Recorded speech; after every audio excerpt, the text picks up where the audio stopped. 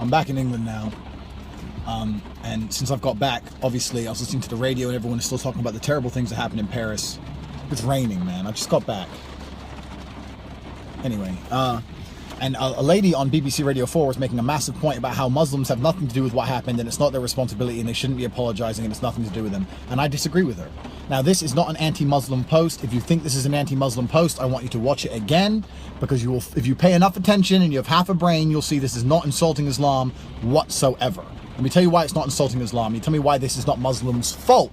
Because it's not Muslims' fault, but it is a Muslim responsibility. Fault and responsibility are different things. If you disagree with me or you disagree with this video, then buy a fucking dictionary, because I know exactly what I'm talking about.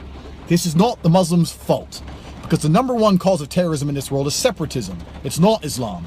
Separatism is in, I want to leave this country, I want to start my own state, etc. The Kurds at the moment are fighting the Turkish, looking for separatism. That's the number one cause of terrorism. So they have no religious conviction, or they have different religious convictions, and that's the number one cause of terrorism. Number two is Islam. So firstly, it's not the biggest cause of terrorism in the world. Secondly, most of our allies, in fact, some of our largest allies against the fight in extremism are Muslim countries. Saudi Arabia is a very, very strict Muslim country. They are on the side of the West. They back the US. They're our allies. And although this shows how hypocritical the West is when it says we want freedom and we're liberating these countries for freedom, because Saudi Arabia is not a very free place and they are our friends. They just do as we want them to do, so whatever. Along with Jordan, we saw their pilot get set on fire alive. That's a Muslim country. They were once again bombing ISIS. Turkey, they're fighting against ISIS. So we have many Muslim countries which are fighting against extremism. So it's not all Muslims which are extremists. This is not all of Muslims' fault. More Muslims have died at the hands of Muslim terrorists than anyone else. So we cannot blame all Muslims, and we cannot alienate all Muslims, because they are helping us. So it's not Muslims' fault, but it is a Muslim responsibility. And here is why. I have learned in life that if something doesn't make sense, it is not true. And it does not make sense that a man who was prepared to kill innocent people and kill other people, someone who had the conviction, ready to die, ready to kill himself, someone of that conviction would not discuss or debate or have any kind of rhetoric regarding this subject whatsoever. What I'm saying is, if someone's prepared to commit this act and someone's prepared to die doing it, they'll at least mention their point of view at some point. At some point during some discussion with someone, when they're talking about something, they will say something, even something as little as, look what they've done to our Muslim countries. It's about time someone did it to them. Something small like this. This must have been said by him at some point. So what you learn about the attackers, if you've been paying attention to the news, is that many of the attackers attended a very moderate Muslim mosque. It wasn't an extremist mosque. It wasn't a preaching hate. It was a moderate mosque full of moderate people who are all surprised by this action. And my question is this: do you mean to tell me that in all the years he attended the mosque, he never once gave an inkling as to his point of view? Never once? See, my point is, if someone is that strongly convicted to commit an act as such as this, there must be signs which can be picked up on. And that is the Muslim community's responsibility, because a non-Muslim is never going to be able to tell a Muslim man about Islam. If Islam is truly a religion of peace, then when you hear misguided things, the Muslim community should bound together to help fix and repair these misguided men.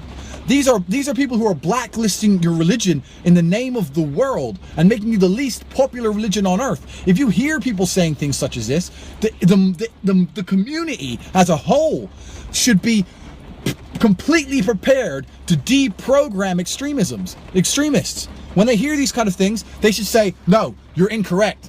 I don't know the ins and outs of Islam, but from what I've heard, it's a religion of peace. They should say, no, you're incorrect. This is why Islam is a religion of peace, and teach them so that these things don't happen. And my question is this: do you mean to tell me in all the years he attended that mosque, he never once had a conversation or said something which would give an inkling to the moderate Muslims that he had the intention of hurting people, or that he believed hurting people was okay, or that he believed they might deserve it? That's bullshit. That is bullshit if you believe that. At some point, his point of view came across to a moderate Muslim, and that moderate Muslim either had the choice of calling the anti-terror police, which he decided not to do. If he makes a very extreme comment, then you may do that. But if he doesn't make such an extreme comment, you may not. Because as a Muslim, you may feel persecuted, or you don't want to feel like you're ratting out or helping the persecution of another Muslim. I understand that. But you can re-educate his point of view. This has nothing to do with the police, nothing to do with the security services. If he's made a comment which is not true to your faith as you believe, if you're truly a moderate Muslim and you don't believe that killing people is okay, and he's made a comment that makes it seem like he may agree with his standpoint, then it is your point, is your job to discuss the point until he understands that it is wrong. And if he never understands it's wrong, it is your job to tell the anti-terror police. If you're truly a moderate Muslim and don't want to see people dead, that is your job. Only Muslim people can do this, and that's why it's a Muslim responsibility. There's not going to be a future terrorist on earth who's going to start discussing these kind of things with me. I'm 6'5", I'm a kickboxing world champion, I'm an American. They're not going to find a guy bigger than them who can kick the fuck out of them with an American accent and start telling them how they want to kill innocents. That's a stupid thing to do, and it will never end well. But they will confide, or at least try and recruit, or at least mention it to the other people who share the same faith as them. And I refuse to believe that this man who committed this act didn't at some point mention to a moderate Muslim his intentions, and that moderate Muslim did not act. He did not act like he should have if Islam is truly a religion of peace, which means that this is a Muslim responsibility. This is not an anti-Muslim post. I'm not anti-Muslim. I just don't think Muslims should be saying this has nothing to do with us, because the only people who can fix Muslim extremism are the Muslim people. France is saying it's going to defeat ISIS. You can't defeat ISIS with a plane. You're going to fly planes and blow up different buildings in Raqqa. You can fly 1 million planes for 1 million years. You cannot destroy an idea with a plane.